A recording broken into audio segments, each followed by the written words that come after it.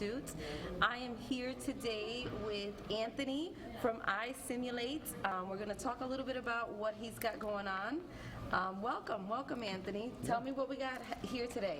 Yeah, so this is one of our flagship products, ALSI, from iSimulate. So we make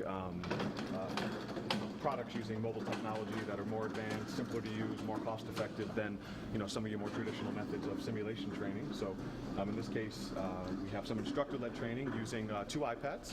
So we give you the ability to get a higher fidelity training, using anything as a patient. Awesome. So any mannequin, the teddy bear, maybe a student, wow, whatever the case may be. So we have one iPad that's kind of tucked away in this bag here to make it look like a monitor, and then we have the second iPad here, which is the facilitator that controls the scenario. So once we're kind of ready to go here, we can turn on the monitor, and we kind of start off at a blank screen here. So we give you the ability to try to touch as many sensory elements as possible when it comes to conducting your training. So from the facilitator side here, we can do some things like build in teaching points, kind of set the scene for what we're about to do. So one of the neat things when it comes to training is, maybe you want to build some images in.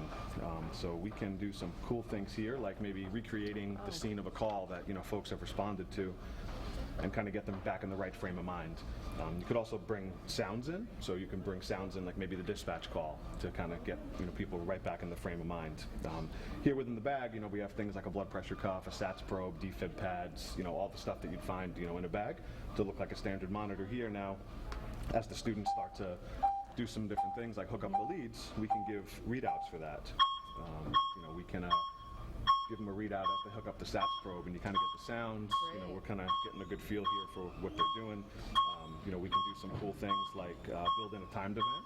Maybe we want to increase the patient's heart rate, we want to drop off their SATS, but we want it to happen over 10 seconds. So touch of a couple buttons, and now we're seeing that slowly kind of take place. Hopefully they're taking notice to what's going on here, and we now put the patient into ATAC, and maybe now we have to deliver a medication. So we can do that here by maybe we want to deliver adenosine. So we can build in 3 seconds of asystole. We're going to have it jump into a sinus rhythm here. Asystole could have lasted as long as you want. Right. Could have jumped into any rhythm you want. We just happen to choose that one. And as we continue to go, we can bring in our art line, our end title CO2, as we build on the case.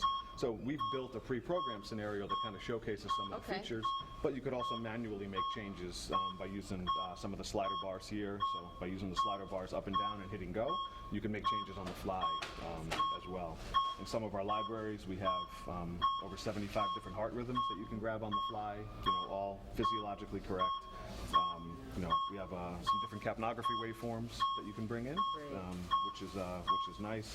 And as we kind of continue to build here, perhaps, we can get into a shockable rhythm here. We can turn this into a defibrillator as well.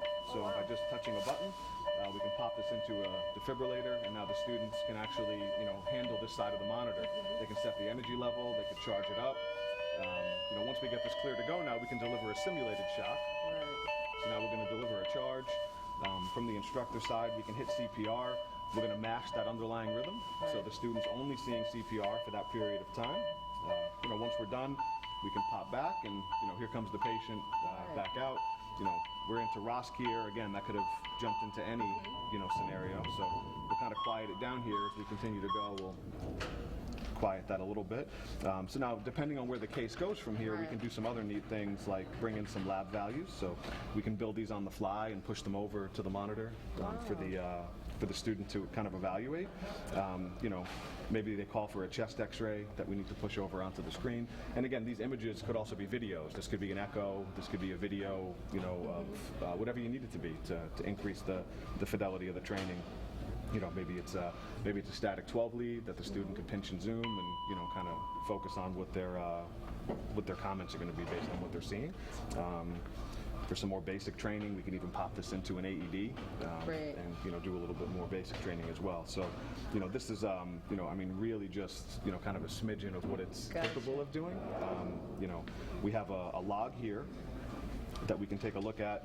So at the end of the scenario, now the instructor has kind of a built-in debrief tool. Right. You know, from here, it's all time-stamped. This could be exported as a PDF. It can be uploaded into an LMS platform like a FISDAP to be saved for record-keeping Right, purposes, which is nice. And then we also have a global user community that, you know, once folks have the program, they could access that community. They can share scenarios with folks all around the world that's that fantastic. you know, that have written scenarios, search by keyword, and it's a great way to collaborate and Sure, you know, sure. share knowledge.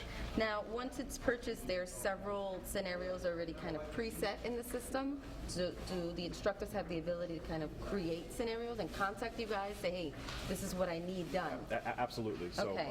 It'll come with a couple of standard scenarios. Great. From that global community, folks could log in. They could download scenarios that they find that they like. Awesome. You know, we also have some great resources like a clinical education manager that can help you know, perfect. folks write scenarios or, you know, do some different things. So a big collaborative effort. That is great. That is great. So where can we find you here at ClinCon? So if people now see this, they're excited. They may already be here, Yeah. and they didn't know that you were here. So where can we find you here in the expo? Yeah, so here at ClinCon, we're at booth 320, 324, I'm sorry. 324, no problem, So yeah, no booth problem. 324 in the exhibit hall. Okay, great, great. Well, thank you so much. It was great to have you here. If you guys need more information, their website is isimulate.com. They have a Facebook. Just search iSimulate. I believe there's a Twitter account that's available, iSimulate. As long as you just remember the iSimulate, then you pretty much can Google them and get all this information. Thank you so much, Anthony, for thanks for- coming out. thanks for And having me. we'll check in with you later. All right, Thank thanks so you. much. Okay. All right.